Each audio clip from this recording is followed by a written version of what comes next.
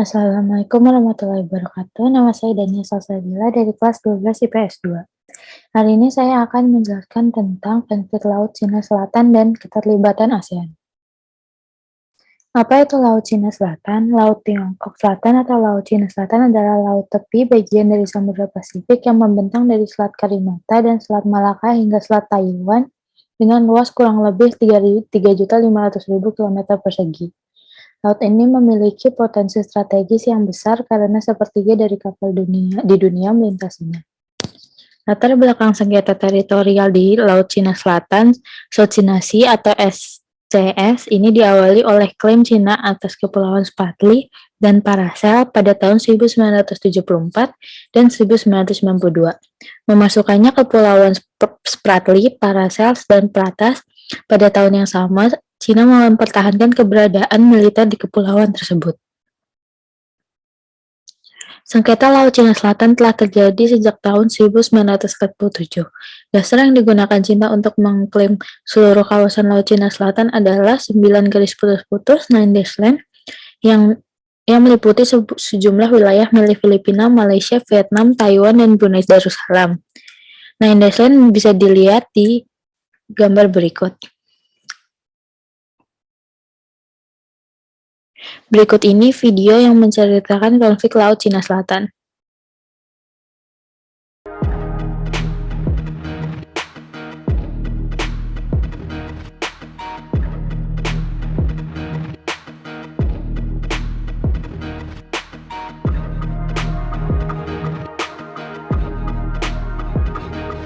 Sahabat Kompas.com, konflik Natuna kembali memanas usai Cina menuntut Indonesia untuk menyetop pengeboran minyak dan gas alam karena mengklaim wilayah itu adalah miliknya.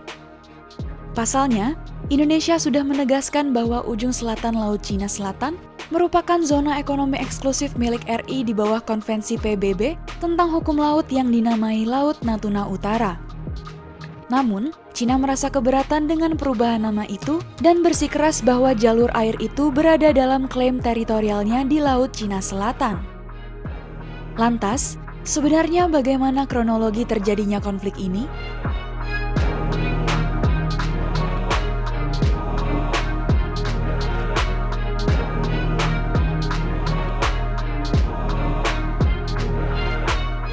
Sengketa Laut Cina Selatan telah terjadi sejak 1947 silam.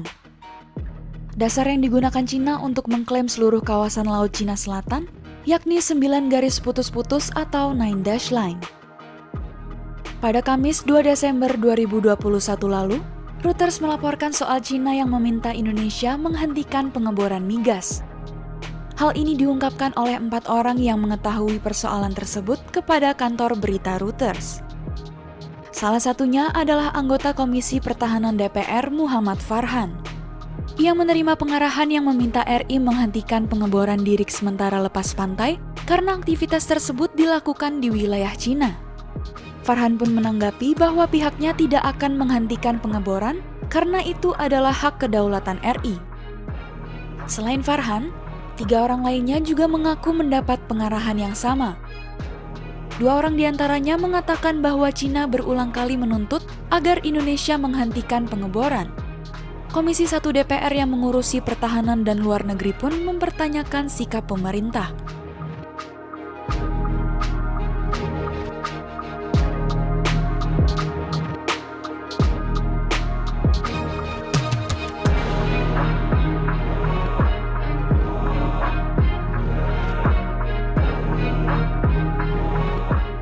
Farhan mengaku tak tahu persis kapan 2 surat itu dikirim karena nota diplomatik hanya boleh dibuka dan dilihat oleh pihak yang memiliki kewenangan diplomatik.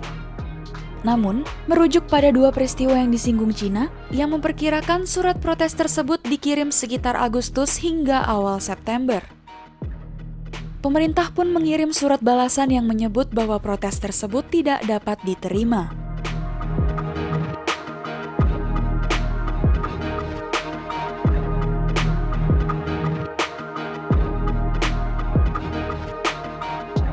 Pakar Hukum Laut Internasional UI Ari Afriansyah menilai bahwa nota diplomatik kian menunjukkan sikap asertif Cina atas klaim teritorial Laut Cina Selatan di Natuna. Namun, menurutnya pemerintah Indonesia tak perlu bersikap reaktif, apalagi bernegosiasi atau mengajukan persoalan sengketa ini ke pengadilan internasional. Langkah reaktif malah akan dianggap bahwa Indonesia mengakui klaim Cina.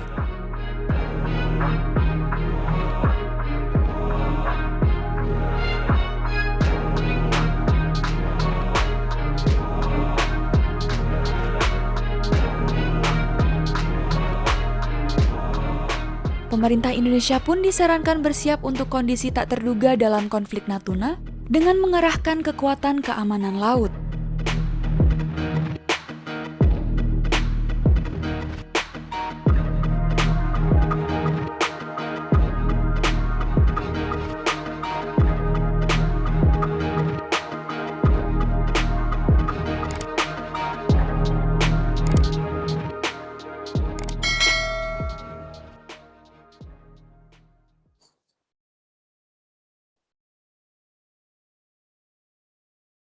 Upaya penyelesaian yaitu peran yang dimainkan oleh Mahkamah Arbitrase Internasional dalam penyelesaian sengketa internasional adalah dengan memberikan cara bagaimana para pihak yang bersengketa menyelesaikan sengketanya menurut hukum internasional.